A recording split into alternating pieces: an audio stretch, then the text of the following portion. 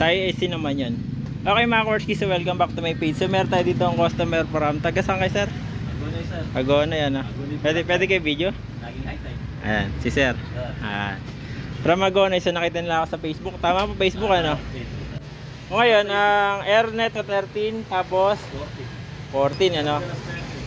So ayun mga Korski, nairita sila dahil lumalabas doon sa dashboard nila.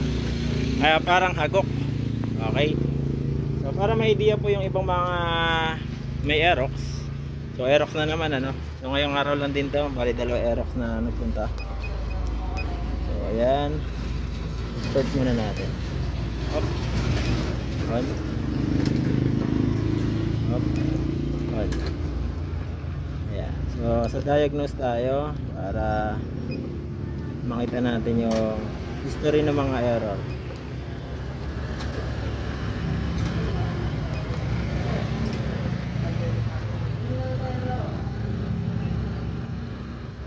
Yun, 17.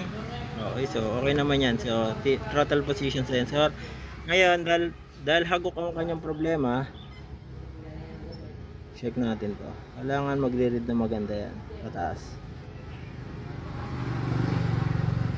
Okay, so 102, passing naman siya dahil ang ano niya rito 97 to 107. So pasok siya mga course yan.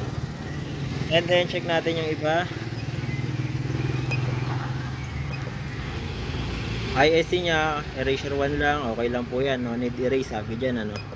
And then, ayun, napakadami, 6. So yung mga dating gumawa, walang pang delete ano. Yung unang gumawa, meron.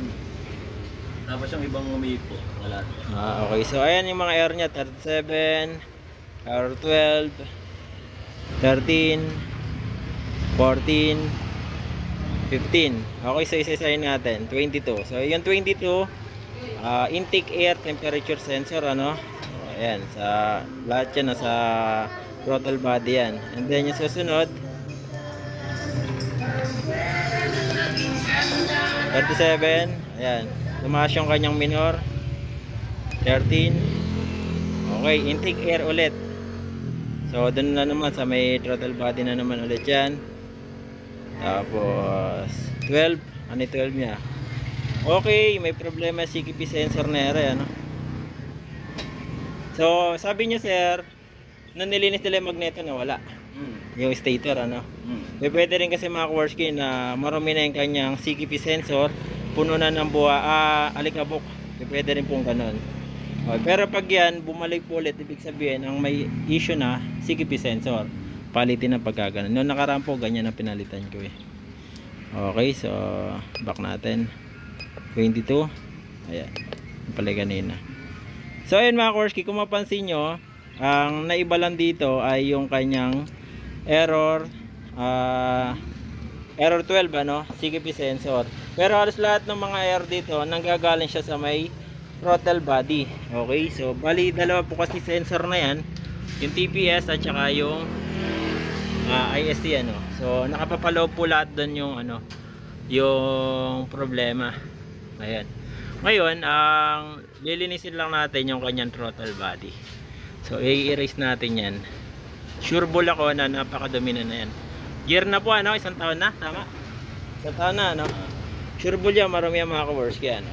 Napakadami lang ulo. Ngayon, umahagok, 'di ba sabi niyo umahagok? So kung may time na umahagok pa, check ko rin yung spark plug cap niya o spark plug. Napalitan na rin po ba yan? Hindi pa. Spark plug cap? Hindi pa. Hindi pa rin. So i-check na rin natin yung mga ka-works kit. Isama nyo i-check yan. Gagamitan nyo ng multi-tester para ma-check nyo yung ano. So ituturo ko na sa inyo kung paano gagawin ano. And sa spark plug, yung tamang cap. So meron na pong manual yan. Nasaan na ba yung ating manual? Uy, wala rito. Wala rito ang kanyang manual. So sasabihin ko na lang sa inyo mamaya. So papaklasin ko muna to. Okay? Okay mga Korski, so na-trace ko na kung ano yung pinaka main problem ano. Ngayon tanong natin bakit nagka-error to ano. So yung dating history, so pinaliwanag na sa akin ni sir. Nag-jump na lang daw yung ano dito. Ito kasi yung line ng CKP sensor natin. O yan yung parang pinaka-pulser ng ating ECU ano. So yan yung CKP sensor sakit. So nag-bypass na lang daw yung huling gumawa ano. Eh wala siyang pan-diagnose kaya hindi nabura. So ito okay na to. Ngayon, bakit nagkaroon ng mga issue dito sa may throttle body? Kasi andyan lahat ng problema eh. Map sensor, itong ating idle speed control ano, tsaka itong TPS sensor. So nandyan na po kasi lahat yun. Bakit nga ba nagkaroon ng error? Dahil po dito. Yan. So sige, bash nyo ako, walang problema dyan. Kung ano paniwala nyo, wala akong magagawa. Sa mga kaworski, ito kasi nakakalusot ang dumi. Syempre, magdudumi rin yung ating throttle body. So sa labas pa lang po yan. Ayan o. Oh. Hindi, marami talaga kamay ko. Pero sige, buksan natin para sa inyo. Ayan, buksan natin, lilinisan natin yung mga kaworski. So buksan mo na. Okay, so yung mga kaworski, ano, ito yung kanyang throttle body. Ayan. Talaga namang marumi na. Kasi ang element na gamit ay washable. So bigyan ko na idea about sa ISC. Kasi nakwento rin ni sir na binaklas lang dito dati. Nagka-error 37 na, tumaas yung minor ano. So pagka kayo magpapaklas na error, ito naman wala namang problema sa minor dahil tama naman yung minor niya no. Kaya ang gagawin natin mga kaworski, huwag nyo hugutin yung socket. Huwag nyo hugutin and then hugutin nyo lang itong mismong ISC valve. Okay, so hugutin ko muna. Hindi ko si pwedeng ano, may hawak ako eh. Okay, so ayan mga kaworski, na hugot ko na ano. Ito nakaigpit. Medyan ano. Ngayon, ano nyo to. Paigpit mga kaworski. Paigpit. Bibilangan nyo 1, 2, 3, 4, 5, 6, 7, 8, 9. Okay. So bali 9. Okay, so yung mga kaworski ano. So nakuha nyo yung sinasabi ko. Pasensya na at may mga butanda rito. So ayan mga kaworski, dapat ihigpitan nyo siya. Bilangan nyo kailan yung paigpit. Pero madalas yan 8, 9. Okay, mamili lang kayo doon. Wag nyo pong hugutin to para hindi na kayo magkamali. Dahil pag ginugot nyo yan, kahit sundan nyo yung sinasabi ko, magkakamali kayo. Pag wala kayong ISC. Okay? So ayan mga kaworski, ilinisan ko na lang muna itong kanyang throttle body. So yun yung throttle body nya. So tatanggalin nyo itong TPS sensor para malinis nyo na maayos. Okay? Ayan yung tsura nyo. Dumi.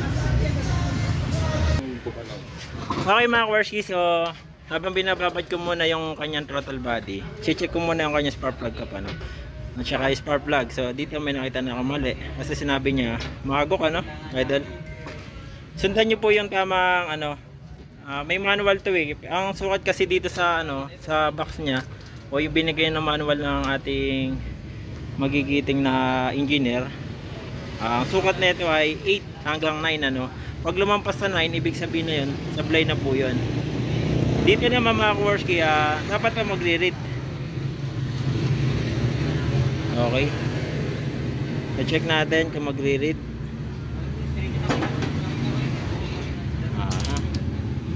20K, dapat mag-grade po yan. So ayan, nag-grade naman siya. So ibig sabihin okay, 5.5. So okay ang kanya spark plug cap. So dito napansin ko rito medyo marami lang. Meron pa naman yung pinakalock niya. Okay. Sinasabi ko pinakalock, ito po yan.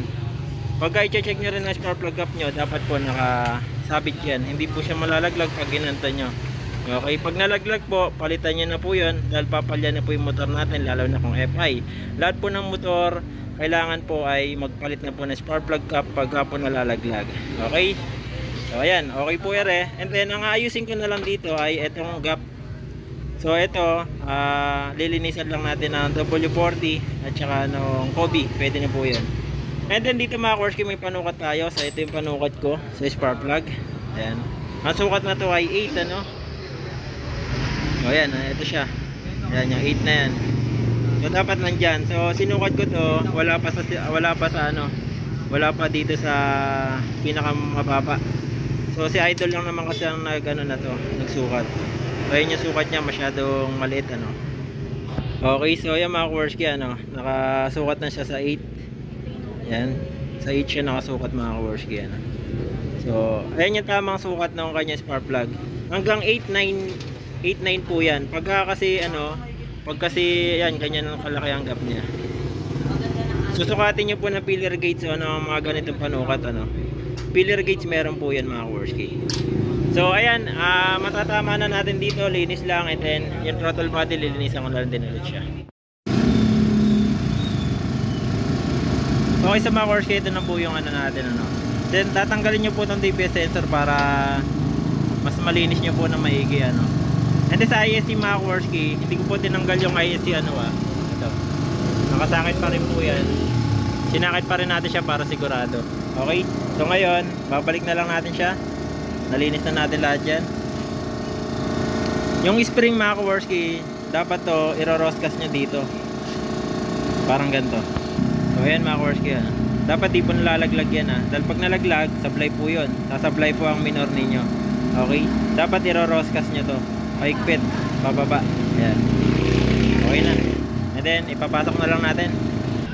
Okay, sa ISC mga Kowarski, higpitan nyo lang muna. Huwag yung sakto lang po, yung huwag nyo higpitan ng pagkasobra-sobra, kasi magagalaw nyo yung ikot ng ano, ng thread. Ayan, masaktong higpit lang.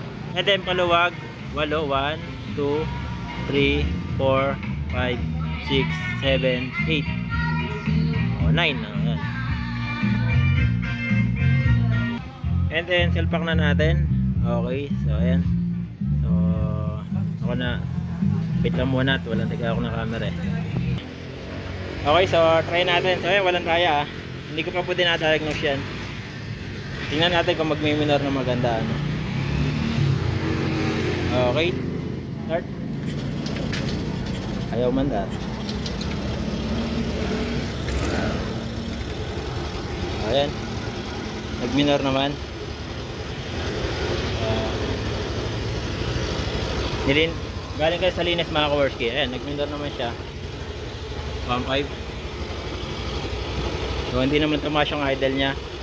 Pero eto mga Kowarski, mas the best talaga may diagnostic tools tayong ginagamit, kasi i-reset din natin yung ISC dyan mamaya, ano, gamit ang diagnostic tools. Pero yan, sa ginawa ko na yan, ayan dinaya ko ba idol? Wala. Idol. Ano yan, manual yan mga Kowarski. Ayan yung minor nya, so walang error. Ngayon, ang gagawin ko dito ay i-reset ko, kasi may mga history error. Kumbaga sa cellphone, pag may mga naka-open application, bumabagal ang ating phone, ano. Ganon din sa ECU. So halimbawa, ganon na lang paniwala ko, ano. Hindi naman siguro masamang paniwalaan yung ganon, yung may history, buburahin natin, hindi po ba? Kaya ganon ang explanation ko dito sa shop. Kung ayaw nyo paniwalaan na ganon, wala akong magagawa. Sa inyo yan, kanya-kanya tayo na paniwala eh. Okay? So ngayon, i-reset ko pa to. Tatanggalin natin yung mga history error nya. Okay naman siya. Biret. Okay naman. So ang sinasabi ni sir, sabi mo parang palyado, di ba? Na-trace ko na yung problema ng palyado niya na sinasabi dahil doon sa ginawa ninyo. Spark plug. Kasi wala sa tamang gap yung pagkakagawa ni sir. Kaya siguro nasa 4 lang siguro yun, or 3. Masyadong mababa yung yuko niya doon sa may sa may valve. Ay, sa rad pala, sorry. So ayan mga Kowarski, re-reset ko na lang siya sa diagnostic tools. Patayin ko muna. So ito mga Kowarski, throttle position niya sakto na 16 dahil in-adjust ko na po yan. And then ang kanyang ISC, so isi-zero ko muna. 2, 3. Okay, naka-zero para mag-reset siya, no? So yung 6 na error, buburahin ko muna yan. And then titignan natin mamaya kung babalik po siya. Okay, so ito yung sinasabi sa inyo na kailangan burahin po yung mga yan. Okay, and then punta tayo sa monitoring. Check natin kung tama ba yung yung RPM, Siyempre magbabago yan dahil nireset ko po yung ECU.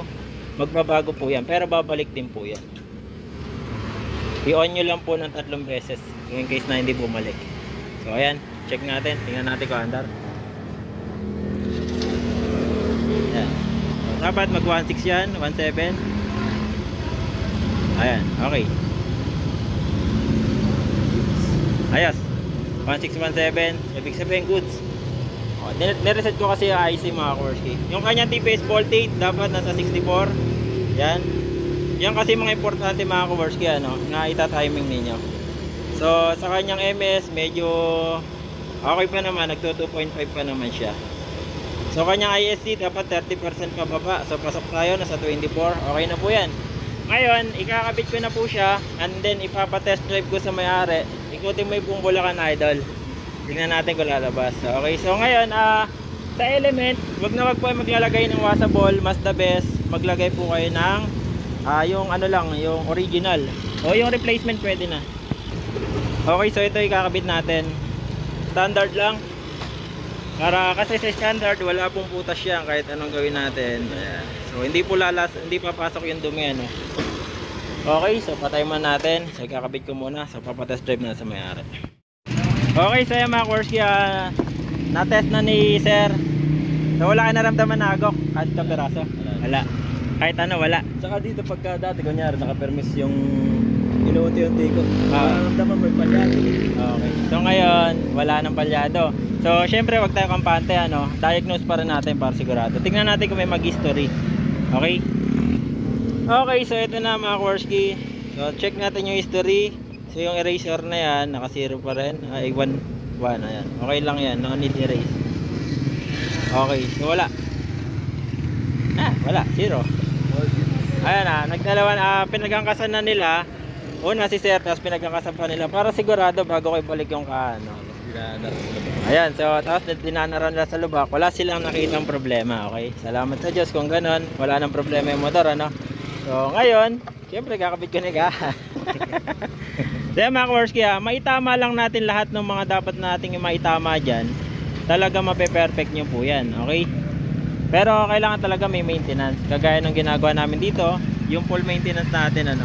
Okay, so balik ko na sana may natutunan kay mga Korsky sa video na to. And then baka di ka pa nakapollow, subscribe dito sa ating channel, sa ating Facebook page, follow and subscribe na po kayo. Alright, maraming salamat po. God bless you all sa inyo lahat.